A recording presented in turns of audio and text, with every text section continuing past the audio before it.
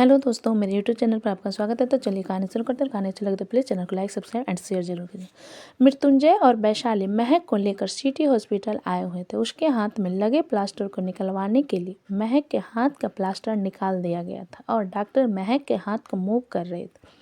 मृत्युंजय महक की तरफ देखते हुए बोला, कहीं दर्द तो नहीं हो रहा है ना? महक अपना सिर नहीं में हिला कर बोली, नहीं, दर्द कहीं पर नहीं हो रहा है। डॉक्टर मृत्युंजय की तरफ देखते हुए बोले, मिस्टर सारंग, आपकी वाइफ का हाथ बिल्कुल ठीक है। मैं कुछ मलहम लिख कर दे रही हूँ। उसे रात को सोने से पहले उनके हाथों पर लगाकर हल्के हाथों से मसाज कर दीजिएगा। मृत्युंजय डॉक्टर की बात पर अपना सिर हिलाता है। तभी वहाँ पर डॉक्टर सक्सेना आ जाते हैं और महक की तरफ देखते हुए कहते हैं, कैसी हो महक? तुम्हारे सिर में दर्द तो नहीं हो रहा है ना? महक डॉक्टर सक्सेना की बात पर मुस्कुराते हुए बोली, नहीं डॉक्टर अंकल, मेरा सिर बिल्कुल ठीक है। कभी कभी बस बेचैनी सी महसूस होती है। मृत्युंजय महक की तरफ देखते हुए बोला, तुमने मुझे इस बारे में नहीं बताया कि ऐसा होता है तुम्हारे साथ। महक के बात पर बोले, बस दवाई लेने के बाद सोते वक्त थोड़ा सा दर्द होता है। ऐसा लगता है जैसे शरीर के अंदर बहुत सारे कीड़े चल रहे हैं, बाकी फिर ठीक हो जाता है। मृत्युंजय डॉक्टर सक्सेना की तरफ देखते हुए बोला, ऐसा क्यों हो रहा है? चेक कीजिए महक को। डॉक्टर सक्सेना मृत्युंजय की बात पर अपना सिर हिलाकर महक को लेकर अपने केबिन की तरफ चले जाते हैं। मृत्युंजय भी अंदर जाने लगता है कि उसका फ़ोन बजने लगता है। वैशाली केबिन के पास जाती है कि उसे अंदर से डॉक्टर सक्सेना की बात करने की आवाज़ सुनाई देती है।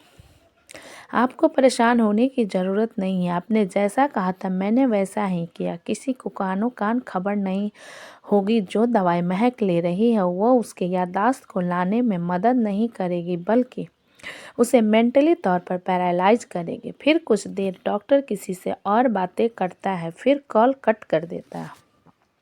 डॉक्टर महक के पास अंदर जाते हैं तो देखते हैं वहाँ पर महक बेहोश पड़ी हुई थी। वैशाली मृत्युंजय की तरफ देखती है जो कि अभी भी फ़ोन में बात कर रहा था। वैशाली एक गहरी सांस लेकर केबिन के अंदर आती है और डॉक्टर सक्सेना से कहती है, अपने चेकअप कर लिया है डॉक्टर साहब? अचानक वैशाली के आने से डॉक्टर सक्सेना घबरा जाते हैं, फिर अपने आप को नॉर्मल करते हुए कहते हैं, हाँ चेकअप हो गया, बस घाव भर रहे हैं, इसलिए खींच आने पर उनको ऐसा महसूस हो रहा है।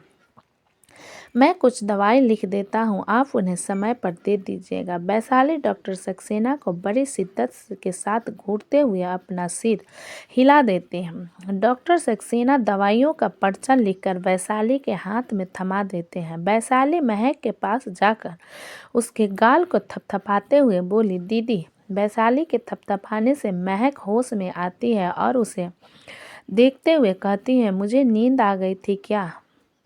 महक के सवाल पर वैशाली हल्का मुस्कुरा कर बोली, जी नहीं, अब आप नींद से उठ गई हो। चलो अब हमें हमारे घर चलना है, सारंग विलना चलना है। महक वैशाली की बात पर मुस्कुराते हुए अपना सिर हिलाती है और डॉक्टर सक्सेना के केबिन से बाहर आ जाती है तो देखती है मृत्युंजय और डॉक्टर सक्सेना कुछ बात कर रहे थे। वैशाली मृत्युंजय के पास आकर बोली, बड़का दर्द कहीं पर नहीं हो रहा है।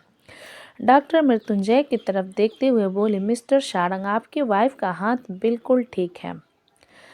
वैशाली बोली, भैया चले घर। मृत्युंजय अपना सिर हिलाता है। डॉक्टर सक्सेना से इजाज़त लेकर वहाँ से बाहर की तरफ महक और वैशाली को लेकर चला जाता। वैशाली किसी गहरी सोच में खोई हुई थी कि वो एक औरत से टकरा जाती है। वैशाली उसे सॉरी कहती है तो वो औरत वैशाली को देखते हुए कहती है, तुम तो वही हो ना जो कुछ दिन पहले और टकराई थी मुझसे। वैशाली और उस औरत की बात पर बोली, मैंने सॉरी कहा और इस बात को कुछ दिन नहीं महीने हो चुके हैं, और आपको इतनी अच्छी तरीके से कैसे मेरा चेहरा याद है? वो औरत वैशाली के बात पर बोली, बिल्कुल उसी तरह जैसे तुम्हें हमारा चेहरा याद है। मृत्युंजय वैशाली को रुका हुआ देख उसके पास आकर बोला, क्या हो गया, चलो। वैशाली उस औरत की तरफ जलती हुई आंखों से घूरने के बाद महक को लेकर मृत्युंजय के पीछे चली जाती है। इधर मित्तल मेंशन नित्या, कशिश और मीरा डाइनिंग टेबल पर बैठे हुए थे। नित्या कुछ देर मीरा को देखने के बाद कशिश से बोली, भाई मुझे आपसे कुछ बात करनी थी। कशिश नित्या के बात पर उसके देखते हुए बोला, इसमें पूछने वाली कौन सी बात है? तुम्हें क्या कहना है? कहो, मैं सुन रहा हूँ। कशिश की बात पर नित्या कुछ देर चुप रहने के बाद बोली, मैंने भाभी को डिजाइन्स देखी है और मैं चाहती हूँ कि भाभी ज्वेलरी डिजाइन के लिए क्लासेस ले, अगर आपको दिक्कत ना हो तो। मीरा हैरानी से नित्या की तरफ देखती हुए बोली, लेकिन मैंने कब कहा? नित्या मीरा की बात पर उसे चुप करवाते हुए बोले, आप तो चुप ही रहिए भाभी। मुझे पता है कि आप संकोची हो, इसलिए अपनी पसंद भाई के सामने नहीं रख पाती, लेकिन मुझे तो एटलीस्ट रखने दीजिए। कशिश मीरा की तरफ देखते हुए बोला, क्या तुम ज्वेलरी डिजाइन का कोर्स करना चाहती हो? मीरा कशिश के बात पर कुछ देर शांत रहने के बाद बोली, मुझे आता है थोड़ा बहुत और मैं ऑनलाइन भी प्रैक्टिस करती रहती हूँ। कशिश कुछ देर शांत रहने के बाद बोला, ठीक है, मैं इंस्टीट्यूट में बात करता हूँ तुम्हारे लिए, तो तुम तैयार रहना। मीरा हैरानी से कशिश की तरफ देखते हुए बोली, आपको कोई ऐतराज़ नहीं है अगर मैं? कशिश मीरा की बात को बीच में काट कर बोला, मैं नहीं चाहता कि इन फ्यूचर तुम मुझे ताने दो कि मैं तुम्हारे लिए क्या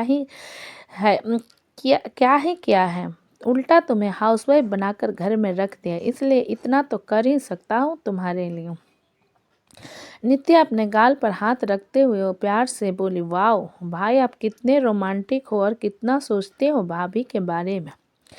कशिश कनखियों से मीरा की तरफ देखता है, जो कि चुपचाप अपना नाश्ता कर रही थी। कशिश का मुंह बन जाता है और वह नित्या की तरफ देखकर कहता है, चुपचाप नाश्ता करो। नित्या 2 बाइट लेने के बाद फिर से कशिश से बोली, भाई मुझे आपसे एक और परमिशन चाहिए थी। कशिश से गहरी सांस लेकर नित्या से बोला, क्या परमिशन चाहिए थे? बोलो। नित्या अपने दांत दिखाते हुए बोले, 1 हफ्ते बाद रक्षाबंधन आ रहा है और मुझे अपने लिए ड्रेस लेनी है, तो मैं चाहती हूँ कि आप भाभी को मेरे साथ शॉपिंग पर जाने दो। मीरा के हाथ से चम्मच छूट जाता है। अचानक ऐसा होने से कशिश और नित्या मीरा की तरफ देखने लगते हैं। कशिश नित्या की तरफ देखते हुए बोला, ठीक है, तुम उसे लेकर अपने साथ मॉल जा सकती हो, लेकिन बॉडीगार्ड तुम्हारे साथ जाएंगे।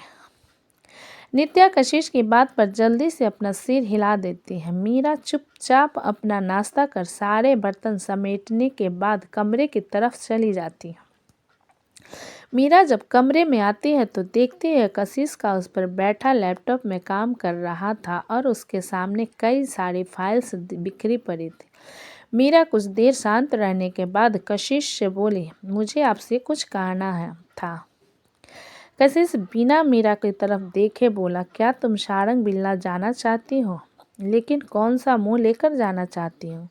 मीरा की आंखों में नमी तैर जाती है और वो कशिश की तरफ देखते हुए कहती है, रक्षाबंधन है, 1 हफ्ते बाद मुझे अपने भाइयों के राखी बांधना है। कशिश नजरें उठा मीरा को देखते हुए बोला, जब घर से भागी थी तब नहीं सोचा था तुमने कि ऐसा भी एक वक्त आ सकता है जब तुम चाह कर भी अपने भाइयों के सामने नहीं जा पाओगे। मीरा कशिश की बात पर आगे और कुछ नहीं कहती, जिस पर कशिश बोला, आज शाम को शराफत के साथ नित्या के साथ शॉपिंग पर जाना और शराफत के साथ आ जाना। किसी भी तरीके की होशियारी दिखाने की कोशिश मत करना। मीरा धीरे से अपना सिर हिला देती है तो कशिश मीरा फिर से अपने काम में लग जाता है। इधर दोपहर का वक्त सारंग विला में महक अंदर आती है और सबसे पहले निर्जला उसकी नज़र उतारती है। दामिनी और शीतल का मुंह बना हुआ था। वैशाली जब लोगों को महक के साथ बिजी देखकर चुपचाप महक का सारा सामान लेकर अपने कमरे में आ जाती है और सारे दवाइयों का फोटो खींचकर किसी को भेजने लगती है। वैशाली डॉक्टर के लिए प्रिस्क्रिप्शन को देखते हुए बोली, हमको अच्छे से पता डॉक्टर साहब, अगर हम किसी पर इल्ज़ाम लगाते हैं तो इधर के लोग हम पर यकीन नहीं करने वाले, इसलिए हमको पूरे सबूत के साथ प्रूफ करना होगा। इतना कहते हुए वैशाली उस प्रिस्क्रिप्शन को एक नज़र देख गहरी सांस लेती और सारे सामान को लेकर महक के कमरे की तरफ चली जाती है। मृत्युंजय महक को कमरे में लेकर जाता है। महक पूरे कमरे को देखते हुए मृत्युंजय से कहती है, क्या ये कमरा हम दोनों का है? बहुत बड़ा है। मृत्युंजय महक को बिस्तर पर बैठाते हुए बोला, हाँ ये कमरा हमारा है। तुम इधर उधर करके थक गई होगी ना, चलो आराम कर लो।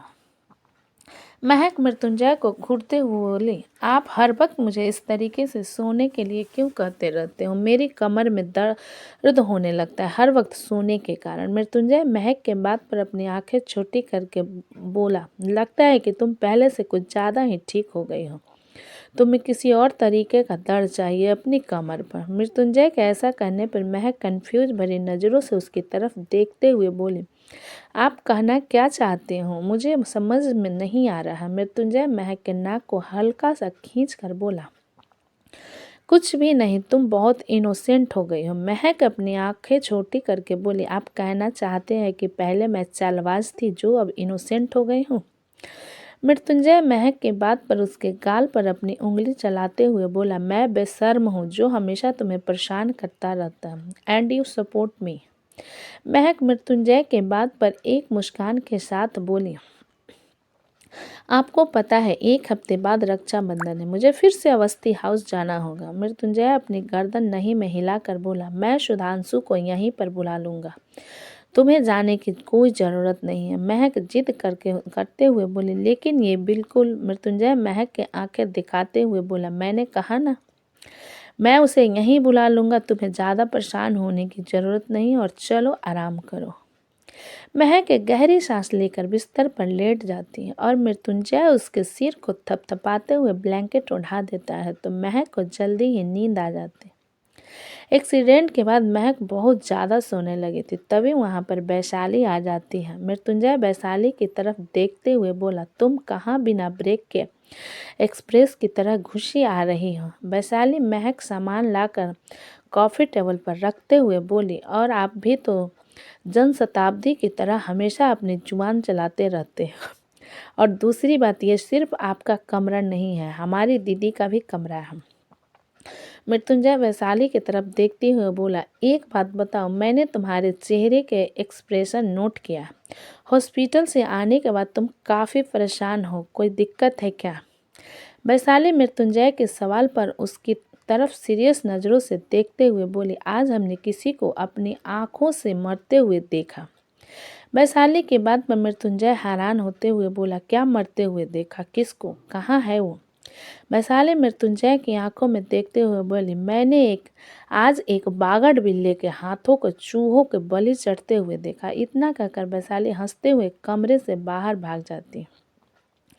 मृत्युंजय गुस्से में अपनी मुट्ठी मजबूती से कस लेता और खुद से कहता है, इस चीज़ का बदला तो मैं तुमसे लेकर रहूँगा वैशाली। तुम्हारी सारी बतीशी अंदर न कर दे तो मेरा नाम भी मृत्युंजय शारण। इतना कहते हुए मृत्युंजय महक की तरफ देखता है और स्टडी रूम की तरफ चला जाता है। दामिनी का कमरा। शीतल दामिनी की तरफ देखते हुए इरिटेशन में बोली, महक वापस आ गई शारंग बिलना में, अब हम क्या करेंगे? दामिनी शीतल को घूरते हुए बोली, तुम किसी काम की नहीं हो। 2 हफ्ते से वो लड़की यहाँ पर नहीं थी। अगर तुम चाहती तो मृत्युंजय को अपने जाल में फंसा सकती थी, लेकिन तुमसे वो भी नहीं हुआ। शीतल दामिनी की बात पर झल्ला कर बोली, जैसे कि मृत्युंजय को मैंने अपने कमरे में बंद करके रखा था और उसका फ़ायदा उठाती। आपने देखा नहीं, 2 दिन पहले ही आया है वह बिजनेस ट्रिप से। दामिनी शीतल की बात पर बोली, रक्षाबंधन को सिर्फ 1 हफ्ते रह गए, उसके बाद हमें कोई दूसरा बहाना ढूंढना पड़ेगा यहाँ पर रहने के लिए, और मुझे समझ नहीं आ रहा वो लोग कुछ कर क्यों नहीं रहे। तभी दामिनी का फ़ोन बजने लगता है। दामिनी फ़ोन उठाते हुए कहती है, इसे कहते हैं शैतान का नाम लिया और शैतान हाजिर।